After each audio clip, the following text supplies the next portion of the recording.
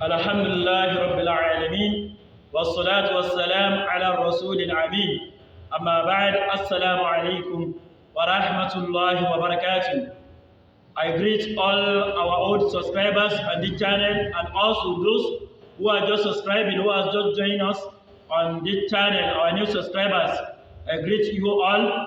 May Allah Subhaanahu Wa Ta'ala continue to be with us. Inshallah, bi qudratullah, as we all know that we are in the month of blessing, we are in the month of Ramadan. Our today's lecture we're pondering on what are the things that we can do that can let our reward to increase.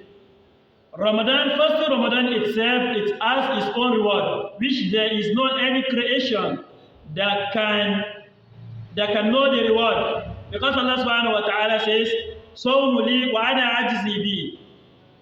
Fasting is for me, Allah, and I am the one that I will reward it.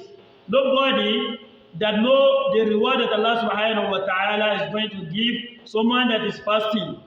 So, but there are so many things that we can also do during this month of Ramadan, which can let Allah Subhanahu Wa Ta'ala increase our reward.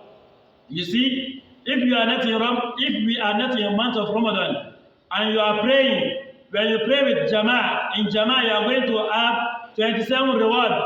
But you pray alone, you are going to have a single reward. But if you pray in Jama'ah during the month of Ramadan, you are going to have 70 rewards if you pray in Jama'ah during the month of Ramadan. All these good deeds, Allah Subhanahu Wa Ta'ala is going to be multiplying it for you. Is going to be multiplying it for you.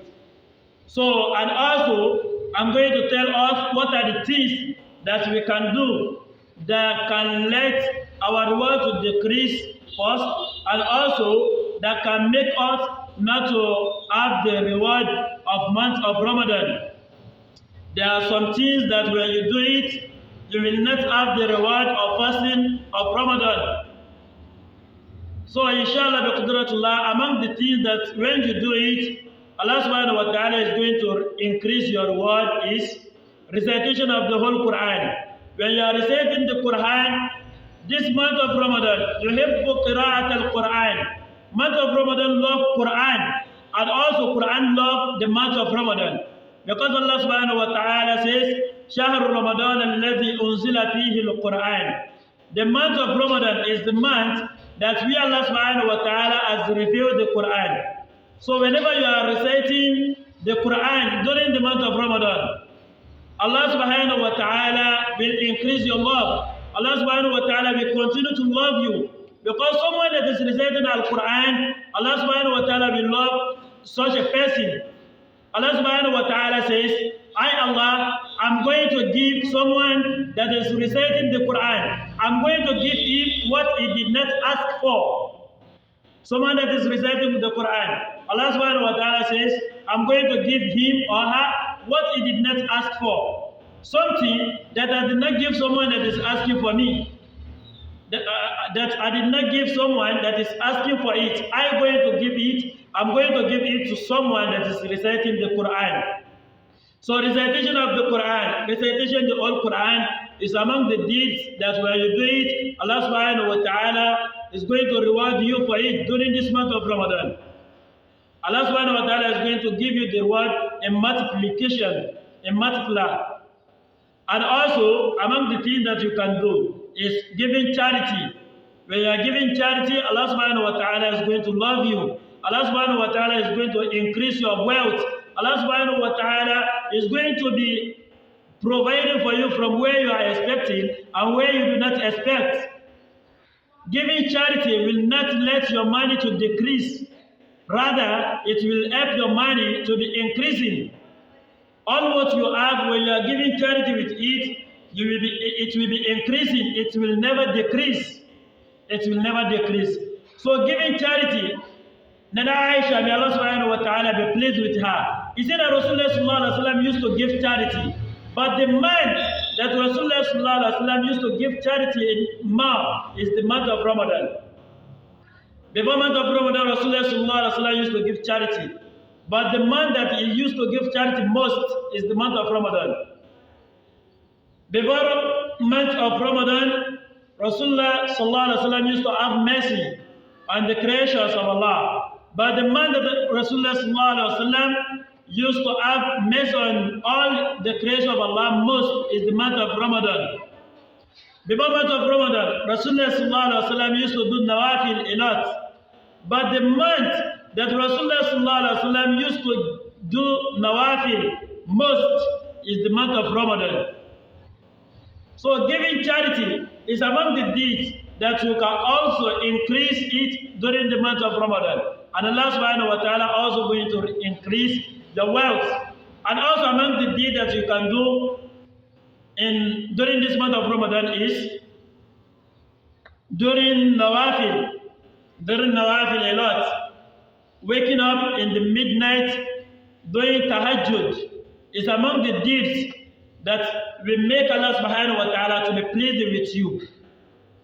When you are doing Nawafil during the night, Allah subhanahu wa ta'ala will love you. And also Allah subhanahu wa ta'ala will make you closer to Him. So these are the things that you can do during the month of Ramadan that can make you get closer to Allah subhanahu wa ta'ala.